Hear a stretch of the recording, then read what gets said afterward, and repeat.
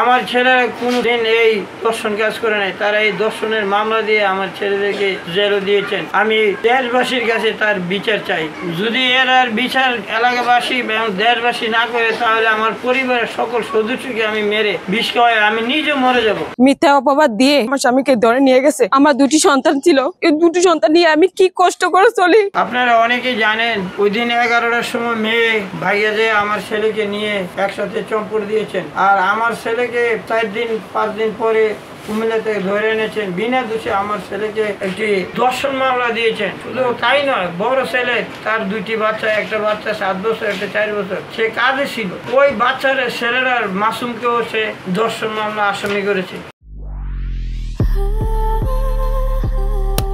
Walton Switch, stylish and elegant.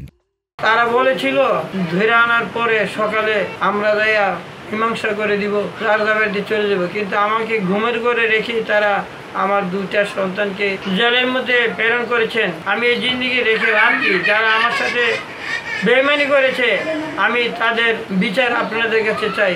যদি এর আর বিচার এলাকাবাসী এবং দেশবাসী না করে, তাহলে আমার পরিবারের সকল সদস্যকে আমি মেরে বিষ খাওয়াই আমি নিজে মরে যাব।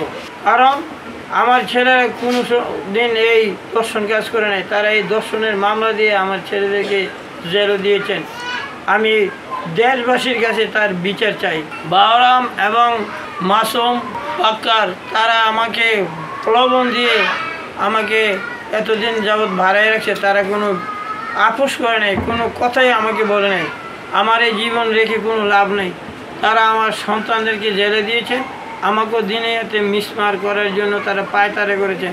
তাই আমার পরিবার বর্গ নিয়ে আমি সবাই মিলে বিষ খেয়ে আমরা আত্মহত্যা করব। তার জন্য দায়ী থাকবে মাসুম এবং আবু বকর এবং সাইফুল ইসলাম। এই জন্য আমি দেশবাসীকে শেষবারের মতো সেই বিষয়ে জানিয়ে রাখলাম।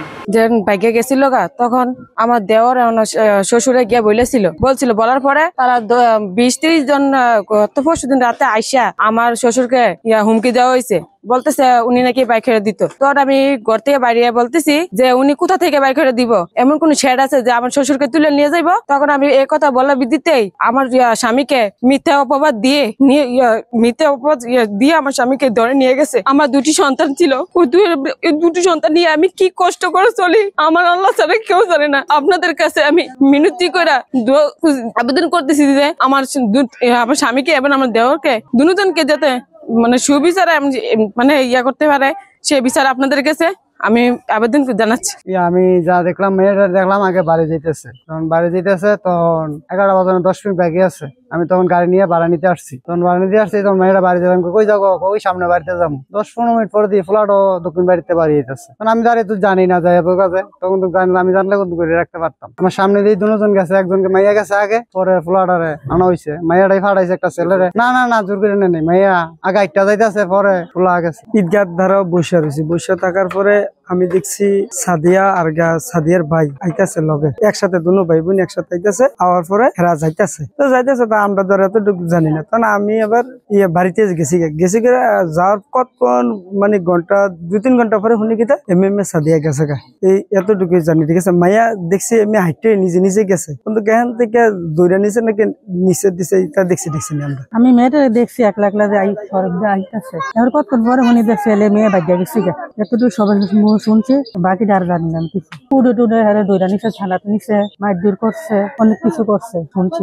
ঘরের দুয়ারে বসে রয়েছিলাম বাসার সামনে, মায়ের দেখছি একলা নিজে হাঁটিয়ে আসতেছে, গা গোসল দিয়ে নিজে একলা হাঁটিয়ে আসতেছে। আমরা ওখানে বসেছিলাম, মায়ের কোথায় যাচ্ছে এটা কিন্তু আমরা জানি না, হাঁটিয়ে আসতেছে এটা দেখছি একলাই। না আমরা দেখছি উনি একলাই আসছে। তারপরে একটা ছোট বাচ্চা কতক্ষণ পরে ওই ছেলেটারে ডাকি আনছে, ছোট বাচ্চা একটা। তখন আমরা বসেছিলাম, আমাদের ছাগল আছে তো, ছাগল নিয়ে আমি বসেছিলাম দুয়ারে। মোহাম্মদ সাইফুল ইসলাম, ওনার বাড়ি হচ্ছে মন্তপাড়। ওনার মেয়ে সাদিয়া ইসলামকে ওনার একই গ্রামের আমিন নামে একজন লোক এই যে অপহরণ করে নিয়ে গেছে বলে একটা এজাহার দায়ের করছিল।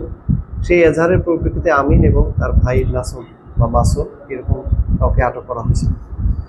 তো সাদিয়া ইসলাম ভিকটিম, যাকে উদ্ধার করা হয় কুমিল্লা থেকে, সে তার আদালতে 22 ধারার একটা জবানবন্দি দেয়।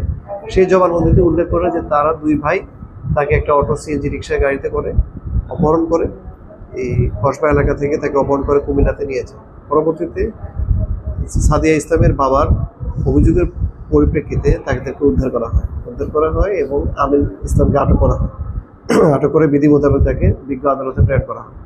এই ঘটনার মামলার পুরো বিষয়টাই এখন তো তদন্তাধীন। তদন্ত কার্যক্রম সমাপ্ত হওয়ার পর আসলে বোঝা যাবে যে মামলার দোষীকে আর নির্দোষকে। মামলাটি তদন্তাধীন যেহেতু এই মামলা সংক্রান্তে কোনো কমেন্টস করা এই মুহূর্তে সম্ভব নয়।